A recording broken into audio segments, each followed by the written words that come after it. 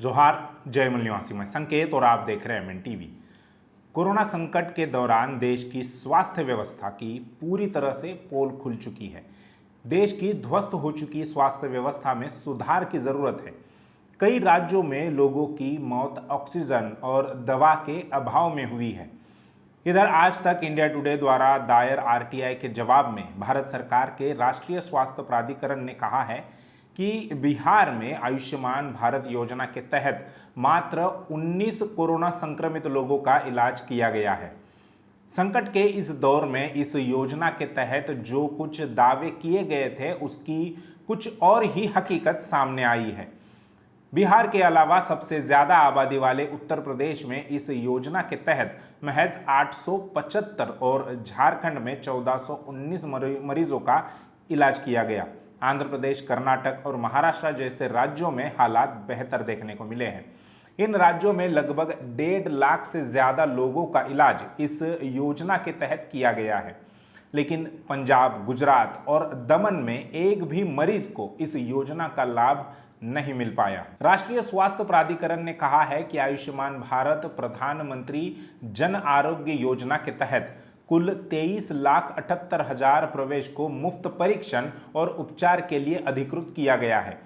जांच किए गए लोगों की संख्या इस योजना के तहत इलाज किए गए लोगों की तुलना में लगभग 3 गुना अधिक है। राष्ट्रीय स्वास्थ्य प्राधिकरण ने कहा कि कोविड-19 की पहली और दूसरी लहर के बीच स्पष्ट सीमांकन के संबंध में कोई आधिकारिक जानकारी नहीं है। यह हमारे इस सवाल के जवाब में था कि कोविड की पहली और दूसरी लहर के दौरान आयुष्मान भारत के तहत कितने कोरोना मरीजों का इलाज किया गया है। आयुष्मान भारत योजना की शुरुआत 2018 में की गई थी। इसके तहत 50 करोड़ गरीब भारतीयों को गुणवत्ता युक्त और सस्ती स्वास्थ्य सेवा मिले, इसलिए इस योजना को शुरू किया गया था। इस योजना के तहत एक लाभार्थी परिवार प्रति वर्ष 5 लाख रुपए तक मुफ्त चिकित्सा लाभ प्राप्त कर सकता है। लेकिन क्या वाकई में ऐसा हुआ है?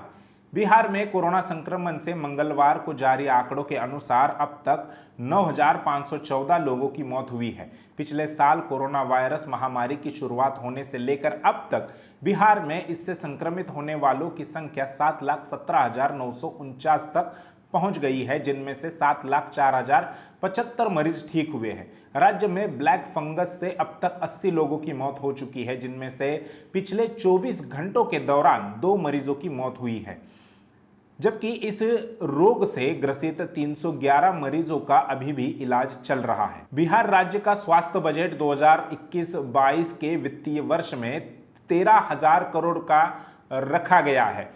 आयुष्मान भारत के तहत पिछले एक साल में 15 लाख श्रमिकों को जोड़ा गया। हालांकि टारगेट 30 लाख लोगों को जोड़ने का रखा गया था।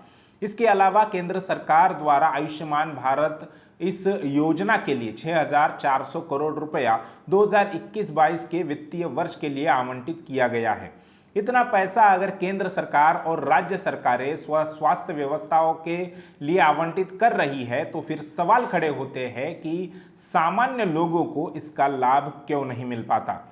क्या सरकार के मंत्री ही ये सारा पैसा डकार जाते हैं?